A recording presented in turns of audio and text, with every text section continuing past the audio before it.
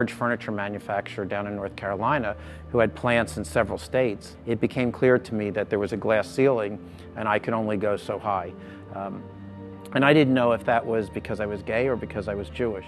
I'm Mitchell Gold, chairman and co-founder of Mitchell Gold and Bob Williams Company. I mean, I thought that, basically being a white guy, I'm going to be at the top of the pyramid as far as job opportunities and a lot of other things. Hi, I'm Bob Williams. I'm president of design of Mitchell Gold and Bob Williams. As a gay man growing up and all of a sudden realizing that you are a minority and that there are people out there that will discriminate against you because of who you are, and it kind of changes your whole perspective of what's out there. One time the president of the company was coming to town to visit and had invited me to dinner along with several other executives and their spouses. And I told him, I said, Scott, I just want to be clear that I am bringing Bob with me. And he cringed and said, oh, no, I don't think that would be a good idea. My wife really doesn't get that and doesn't approve of that. And I will admit that I was just speechless and went to dinner without Bob. But it was the last time.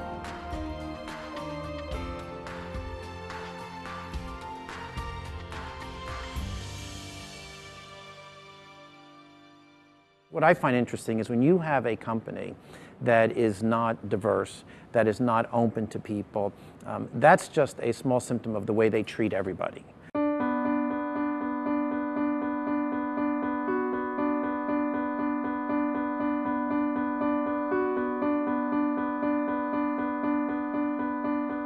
When we were building our new factory, the one thing that I was really wanting, and Mitchell and I both felt strongly about, was having a factory that maybe on the outside wasn't a big fancy brick glass building, but a place where people, when they drove by, would say, that's a place where I want to work because it's a great place to work. And that was really our bigger priority, was making sure that it was well lit, that had great benefits for people, and that it would be a place where they would want to come and work and actually do the best job that they possibly could, that they wouldn't be discriminated against because they were a male or a female, that they wouldn't be discriminated against because if they were gay or straight, but a place where they would be judged on how good of a job that they could do. I think that we need to even expand what we even talk about diversity. I mean, everybody's got something.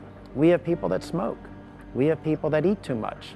I had an employee who had a hearing problem and didn't want to wear his hearing aid. And I said, it's no big deal. Put your hearing aid on. Let people know that you can't hear. At least then they'll speak louder, speak more clearly. Each type of person has to feel comfortable in the company. I don't want the gay people in our company to feel special.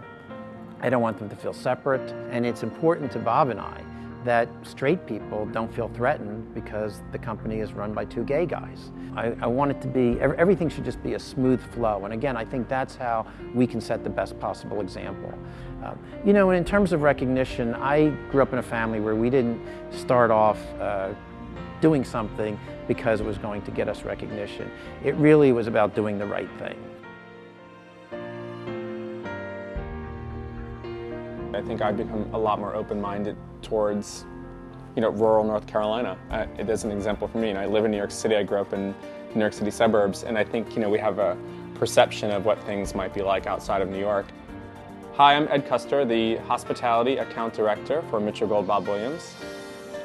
When I get down to North Carolina and I'm visiting the factory and interacting with my colleagues there, I think I've opened my mind to people who are incredibly passionate about their religious beliefs or just different backgrounds, and working with Mitchell and Bob, who are so involved with so many different types of organizations out there, whether it be for gay rights or for women's issues or being more environmentally conscious. We're very environmentally conscious as a company. We do things differently than a lot of other people do it.